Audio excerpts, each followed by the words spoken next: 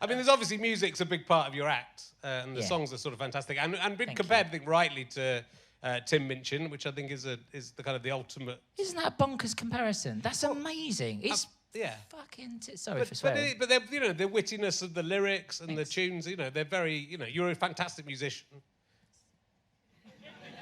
And also very funny. So, that's not all, those things don't always gel.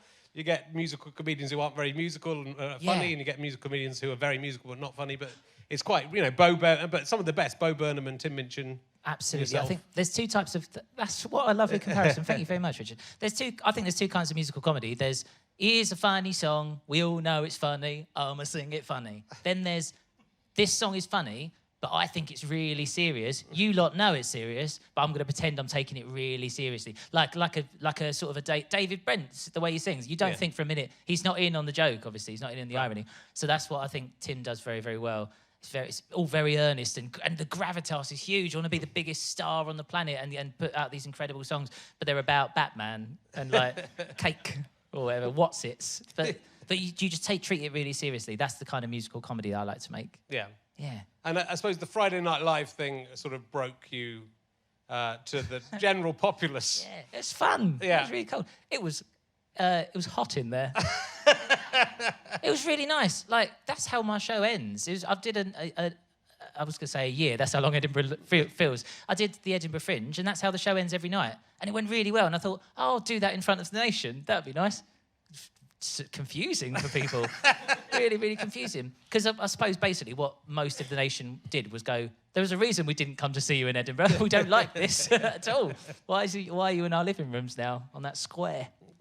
Yes. Well, but it's sort of odd. The whole reaction to, this whole subject is sort of bizarre. From every angle, I think. But it's you obviously get naked at the end of your show and at the end of this set. You did say, you don't have to do it now. If you want to, it's fine. We're very relaxed here. These boys are gleefully waiting in the front row. That's why they've come for. But I understood you wanted to set yourself on fire on the Channel 4 thing, but you weren't allowed to. I wasn't allowed to, right? Because what I wanted to do was do a Katniss Everdeen off of Hunger Games, and I was going to I'm going to do it again, so I've spoiled it for you lot. Don't tell anyone, right? But I was going to make a magician's suit out of magician cotton paper and not be wearing anything underneath and set that on fire, so it's going to go, but instead of a dress, I was just going to be nude. And I thought it would be really funny, and it would have been amazing. But like a week before the show, we hadn't really talked about it, and then Channel 4 sent me this really polite email saying, Jordan, we really respect you, and we like you, you're doing a great job. You're not allowed to set yourself on fire on live television. I sent them a drawing. I sent them a drawing of what it's going to look like. And it is just what you're imagining. It's a little stick person on fire. I was like, it'd be really good. It'd be really good. But I had to draw a picture of my face because what I'd have needed to have done was shave my own eyebrows and draw my eyebrows on fake ones. God, really, and my own hair would have had to be under a flame retardant swim hat with fake hair on top. You'd be surprised how much of this is actually my hair. Some of it's not. But it'd have fireproof. The only thing that would be in jeopardy truly would be my eyebrows. Okay. No, sorry, eyelashes. Oh, yes. Can't fake that. No. Can't cut them off and put new ones on. And also, you might have burnt to death. Well, as the diagram showed, it would have been really funny. But you didn't need to do that. A lot of people have appeared naked on stage and on TV, including myself. Yeah. I've done both. I did and I was never accused of indecent exposure, though it's much more indecent when I was exposed. Me and Stu had a flash frame thing, which I'd completely forgotten about, and then I found it again. We sort of had this idea in Fist of Fun that we would flash up freeze frames of us naked as dressed as gods, because our aim was to become gods of a new world order. But we actually just went into a garden somewhere, I remember it now, and just had a photo. I can't believe Stuart agreed to do this, mainly. And had photos of our pudgy bodies taken with our cocks out. And that appeared, we didn't anticipate DVD, I think. Or someone screenshotting it and putting it on the internet. So there's that. And then I did a play called Excavating Rita, in which my character went crazy and sort of took his clothes off and ran round the set. But but nudity on stage is a different thing Yeah. with...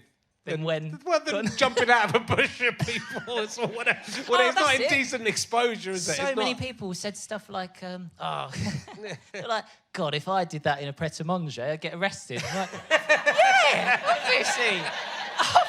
Obviously. It's like, you can do that with anything. Like, all those men shooting each other on the front line. Oh, if I did that in a wimpy, it'd be it's not the right time or place. Yeah. I mean, context is very important, which seems to have gone out the window. But obviously, there's more to it than that. So even the song, you know, that some people are saying the song was misogynist because you're saying you're better than... I'm so glad you brought that up. Thank you for bringing that up, because it's so important. It was really sweet. Ben Elton said something to me just beforehand. He was like, he heard the song and he was like, do you maybe want to change... He suggested I maybe change one of the words. I think it was like the word dear, because he was like, that's going to imply to... like women very specifically, that you're saying that you're better than them. And he was like, I'm not going to tamper with your art, but I didn't change it because it was one of the rhyming words and I couldn't think of another rhyme. But thank you for asking, because it's really, really important. That song is really clearly in my mind. I'm really surprised it's been confused. I never in that song once say I'm better than women. No. I say I'm better than everyone. The whole point of the song is how much better I am than every single person in the universe, man, woman and child. Yeah. And cat, yogurt. I'm better than everyone. But I suppose when you're in the wrong mood, you hear the wrong thing. But all the way through that song, it's just... Well, it's a comedy song, and it's clear, you know, it's about insecurity as much as anything, isn't it? Right. If you believed me, Yeah. I'd be a terrible person. I've written a song about how much better I am because I'm the same as everyone. I think I'm walking around going, I'm not as good as everyone else. But I'm a comedian, so the song is the opposite of that. Yeah. Thank you for saying that. That's okay, but but people have an agenda, obviously, and and it must be exhausting for you. And I know you had a terrible time, or at least an exhausting time of sort of death threats and Twitter storm. It's unusual. It's an unusual thing to go through, but also because my career is going really well, you just sort of it was really funny actually. Like there was loads of death threats between Friday Night Live and I did the London Palladium, which was very, very exciting because I'm a working class comedian. And what am I doing the London Palladium? And they kept putting on more and more and more security guards over the course of the week. And then I just went out at the end. And obviously the whole thing went without incident because the world is full of lovely people. So it was just loads of lovely people there.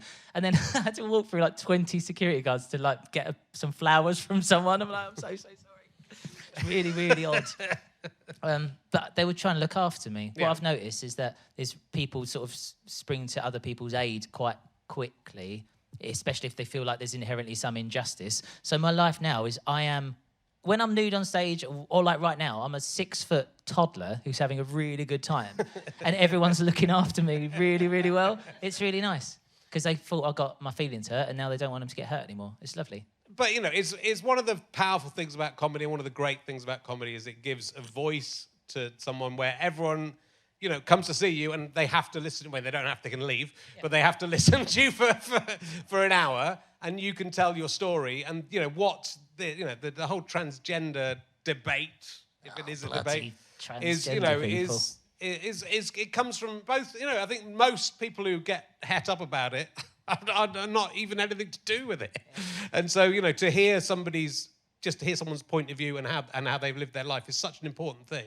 And that's one of the great things about comedy. And that's partly why this is such an important show, isn't it? Thank you. That's really nice, the way you said that, because also, I think one of the reasons why my career is going so well is because it's not an hour of me talking about being transgender. No. It's all slipped in. I talk about Batman way more than I talk about being transgender, and like boobs and dogs and stuff, but it's just being transgender circumstantial. Basically, when you're transgender, this is a great thing about being a transgender comedian, you can tell like 200-year-old jokes, but there's a little twist. So it'd be like, in any traditional situation, the old thing of, Mum, if your husband leaves the toilet seat up, oh, how bloody inconsiderate. When you're transgender, it's like, leaves the toilet seat up. Oh, what a lovely thing to do for you.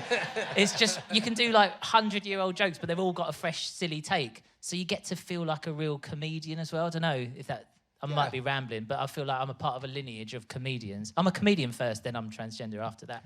Yeah, well, I think you make that clear. I think that's important, but it's about, I think over the last 20 or 30 years, various comedians have come up with different viewpoints and different lifestyles, and I think it is often the first place where it can be, it could just, it's not, like you say, it doesn't have to even be discussed. It just has to be. Just be in there. Yeah. And as you say, it's not, your stuff is funny and your stuff is comedic, and it's about a lot more than that.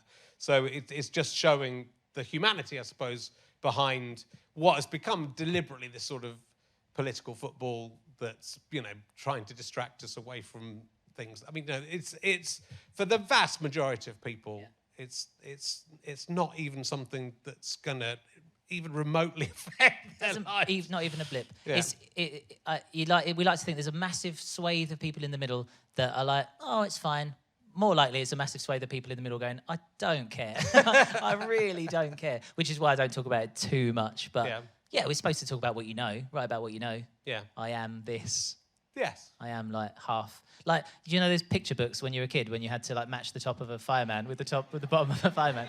It's just me. It's just my life.